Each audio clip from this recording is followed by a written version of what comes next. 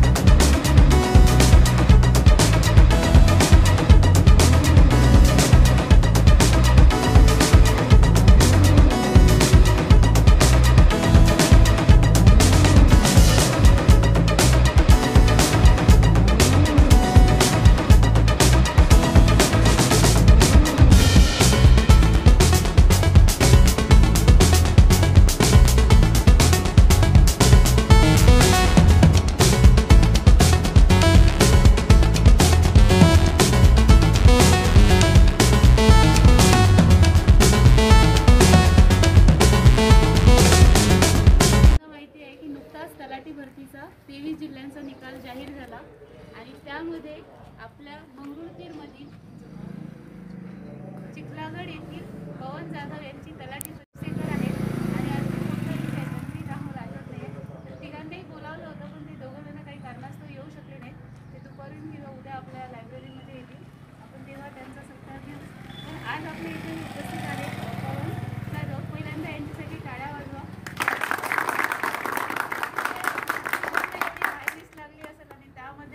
आपल्या गावातले जवळपास 5 विद्यार्थी होते, 5-6 विद्यार्थी लागले, तर ही आपल्यासाठी अभिमानाची गोष्ट आहे. खूप घोटाळे झाले, खूप काय म्हणते त्याला ट्रोल करण्यात आलं अशी तलाठी भरती होती. परंतु त्यातही जे विद्यार्थी प्रामाणिक होते आणि त्यांनी खरंच प्रामाणिकपणे या परीक्षा पास केलेल्या आहेत, त्या सर्वांचं मनापासून अभिनंदन आहे. त्यातलेच पवन आपल्या इथे उपस्थित आहेत, तर यांचा सत्कार करण्यासाठी मी वैभव यांना आमंत्रित करते. वैभव यांची सुद्धा कृषी सेवक पदी कृषी सहाय्यक झाले, आता ते 3 वर्ष झाले आहेत, निवड झालेली होती, तर त्यांच्या हस्ते सत्कार घेऊ.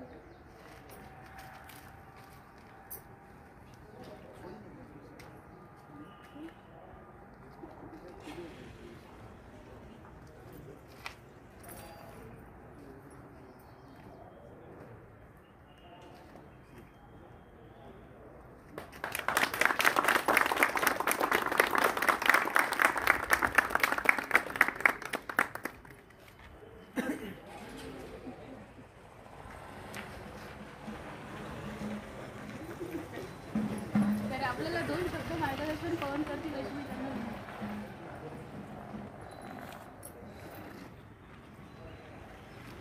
त्यांना आज 26 जानेवारी आहे. हे काही मला काही अनुभव नाही आहे कार्यक्रमात, असं काही मी विद्यार्थी नाही. मॅडमनी सांगितलं तर यायचं म्हणून आलो. याच्याबद्दल तर 26 जानेवारीबद्दल तर आपण पहिल्यापासून ऐकत आलेलो आहे लहानपणापासून, तर त्याबद्दल तर आज चांगला दिवस आहे. इथपासून आपल्या म्हणजे देशाची सुरुवात झाली होती. अशा प्रकारे आज कार्यक्रम चांगला झाला. विशेष म्हणजे तुम्हाला पूर्ण शिक्षणाच्या बाबतीत जे आहे आपला शिक्षणाच्या बाबतीत मला तर आधी असे स्टेज डेअरिंग एवढी नाही, पण याच्या पुढं असे काय कारण की आपल्याला आवडत नाही नवीन नवीन. पण मार्गदर्शन अभ्यासाच्या बाबतीत तर माझ्या ओळखीचे इथं बरेचसे आहेत मुलं. अरविंद आहे, हे आहे. माझा एक स्वभाव असा आहे, माझं बॅकग्राऊंड असं आहे की मी मेकॅनिकल इंजिनियर आहे सिंहगड कॉलेज पुण्यामध्ये. आधी मी खेड्यातलाच आहे इथलं चिखलागड म्हणून, तर मी आधी जास्त काही राहायचो नाही इकडे. नंतर मला 2018 एक कळलं, एका मुलाचा डब्बा द्यायला आलो मी व्हेन लायब्ररीमध्ये. तर तालुक्याच्या ठिकाणी एवढं कन्सिस्टन्सी, एवढं डेडिकेशन. उन्हाळ्याचे दिवस होते, मी तिथं गेलो हॉलमध्ये, तर काय अभ्यास करायला लागले. एका टेबलाच्या आजूबाजू 15-20 लोक. म्हटलं हे काय आहे मी तो पहिलं घाबरलो. ते हॉल पाहिजे विजनचा, असे माकडे पाहिलेले सगळे. मग मी बाहेर आलो, मी विचार केला. तेव्हा मला स्पर्धा परीक्षा अभ्यास चालू करायचा. तर म्हटलं मंगरुळपीर चांगला आहे. माझं पुण्यामध्ये ॲडमिशन होती लायब्ररीमध्ये वगैरे. म्हटलं ठीक आहे इथंच राहू. तर मी इथं चालू केला होता अभ्यास. आता सरळ सेवेचा अभ्यास मग पास झालो असतो एवढ्या मदत, पण गव्हर्नमेंट एवढं हे असते, प्रोसेस खूप कठीण आहे. जाहिरात काढणं, रिझल्ट लावणं, या गोष्टी बऱ्याच असतात. तर तिथून मी तयारी चालू केली होती. तर बऱ्याच रेल्वेमध्ये मेन्स दिले होते 2-3, बाकीचे NTPC दिली होती. पण सरळ सेवेचं पाहिलं तर आता तुम्ही मॅक्झिमम MPSCचेच विद्यार्थी आहे का पोलीस भरतीचे? पोलीस सरळ सेवा जास्त आहे आपल्या इथे. तर यामध्ये म्हणजे जे स्पेशली मला सगळे कॅटेगरी सगळ्याच माहिती आहे. स्पेशली आर्मीची तयारी, पोलीस भरती तयारी करणाऱ्या विद्यार्थ्यांनी एक पोलीस भरती असा काही विषय नसते. तुम्ही भरतीचा विषय करू नका, विषयाचा संबंध घ्या अभ्यास करत असताना. तुम्ही मॅथ रिजनिंग चांगलं करा, तुम्हाला कुठं बी चांगलं काम पडेल. आपली मेंटॅलिटी राहते मी पोलीस भरती करतो, आपण करतो पुस्तक कोणता राणे, बरोबर. पण तुम्ही जर RS अग्रवालकडे गेले, आता ऑनलाईन एवढा झाला यूट्यूब वगैरून, म्हणजे फ्री आहे इंटरनेट, तुम्ही एक विषयावर जर कमांड करत गेलं तर रिझल्ट काढणं काही कठीण नाही. आता या तलाठीमध्ये माझा रॉ स्कोर 86 होता 100 पैकी, आणि त्यामध्ये स्पेशली गणितात 25 पैकी 25 मार्क होते मला. आणि मला माझी शिफ्ट जरा मागं होती, मला आधीच कळलं होतं की बाबा मॅथ खूप हार्ड आहे. पण म्हटलं मी इंजिनियर आहे, माझं जर गणित चुकत होतं माझी इज्जत नाही, आणि गणिताची एवढी इज्जत नाही की माझं ते गणित चुकायला पाहिजे. तर तेवढं कॉन्फिडन्स तुम्ही डेव्हलप करा, बरोबर. तर अशा प्रकारे असे माझे बरेच निकाल आहे. आता यावर्षी एक 5-6च्या वरच जातील निकाल. काल PWDचा आला, त्याच्यामध्ये येईल असे बरेच आहेत. राज्य उत्पादन शुल्कामध्ये तर मी असं एक हे करतो, पण जेव्हा निकाल लागेल एक चपराशी मी बहुतेक महाराष्ट्रात पहिलं येऊ शकतो त्याचे. अरे वा. कारण की मी 200 क्वेश्चन अटेम्प्ट केले ते 2 तासामध्ये. त्यापैकी मला 180 क्वेश्चन करेक्ट होते, आणि निगेटिव्हमध्ये मला 175 मार्क, जे की मलाच विश्वास होत नव्हता ही असे काय मार्क भेटले. कारण कोणाला बी होणार नाही, तुम्ही विद्यार्थी कळलं. तर याच्यामध्ये एक तुम्ही शिकू शकता, तुमच्या आईवडिलाचं स्वप्न आहे तसं माझे होते. तुम्ही तुमचा टार्गेट फोकस असायला पाहिजे. काही केलं, कुठून फिरून आले तर अभ्यास म्हणजे अभ्यास असायला पाहिजे. आणि मी याच्या आधीचे माझे मित्र आहेत, रवींद्र राठोड आहे, टॅक्स असिस्टंट, जे की आम्ही सोबत होतो. आम्ही बऱ्याच दुसरे म्हणजे असे कामामध्ये आहेत सक्रिय, म्हणजे असे काही एवढे लई चांगले विद्यार्थी नव्हतो. पण आम्ही अभ्यास म्हणजे अभ्यास म्हणजे करायचं म्हणजे करायचं. तर असं केलं तर काही कठीण नाही. आणि आपण कोणतं UPSC करत नाही, काही घाबरून जायचं काम नाही. साधी परीक्षा असते सरळ सेवा. फक्त एक विषय तुम्ही चांगल्या प्रकारे करा, जेणेकरून तुम्हाला एक जेव्हा तुम्ही कॉन्फिडन्स डेव्हलप करसाल की मी पास नाही होणार तर कोण होणार, नाही का. एक रॅप आला होता ना, मैं नाही तो कोण बे. ते तुम्ही ते तुमच्या जिंदगीमध्ये अवलंब करायला पाहिजे. कारण की तुमचा हे कॉन्फिडन्स, तुम्ही स्वतः जर कॉन्फिडन्स डेव्हलप नाही झाले तर लोक काय करणार आहे. तुम्हाला जर तुमच्यावर विश्वास, आता मागं एक 15 दिवस आधीची गोष्ट आहे, माझी आई इथं मंगरुळपीरला आली होती. माझी आई रडा लागली, बेटा तुझं होईल का, असं तर इमोशनल. म्हटलं आई तुला रडायचं काही काम नाही, मी अभ्यास करायला मग तुला रडायचं नाही. रडायला कोणाला पाहिजे, ज्याचे मुलं अभ्यास नाही करायला लागले, बरोबर आहे. तर तुम्हाला रडायचं काहीच गरज नाही. म्हटलं नाही, भरपूर निकाल आहे, म्हटलं 5-6च्या वर आहे. तर हे कॉन्फिडन्स ह्या परीक्षेमध्ये मी एवढं हाय कट ऑफ जाऊन माझा होता, कारण की अभ्यास खूप केला. माझा पाठीचा इकडचा काना दुखायला अजून बी डॅमेजेस आहे.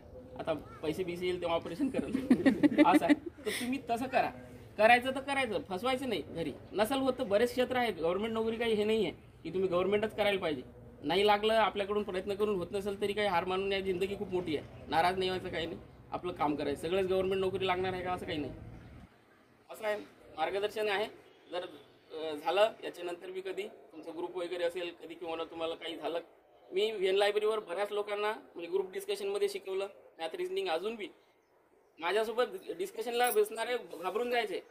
मी त्यांना नाही का कोणी दुसरी गोष्ट कळणार नाही, 3-3 घंटे मी असं जरा एक हिप्नोटाईज झाल्यासारखंच करायचं. 3-3 घंटे माझं हे झालं तरी मी बोलतच राहायचं, बोलत जायचं नाही, कोणी दुसरी गोष्ट नाही करायची, एकच काम. आणि तुम्ही ग्रुप डिस्कशन करा, फ्रेंडशिप चांगले करा, आपल्या या गोष्टीच्या रिलेटेड असल्या पाहिजे गोष्टी. सक्सेस मिळवणं. आणि आपल्या मंगरुळपीरमध्ये एवढ्या हेच महत्त्वाची गोष्ट आहे. कारंजाचे माझे मित्र आहे आकाशदीप राठोड, तिथे लायब्ररी आहे त्यांची. आणि आपले वर भाऊ आहेत ना इकडचे, तिकडे जातात. आपला मंगरुळपीर एरियामध्ये लहान असून पण आपल्या इथं अभ्यासाची सातत्यता खूप जास्त आहे. मुलं खूप हुशार आहे. मी तुम्हाला पहिले ते सांगितलं, 18मध्ये बघितलं होतं, मुलं चांगले आहे, आपला एरिया चांगला आहे. तर आपण एक क्रिएट करायला पाहिजे, आपलं एक नाव करायला पाहिजे. आपलं मंगरुळपीर पण होते यामध्ये, भरतीमध्ये खूप आहेत चांगले.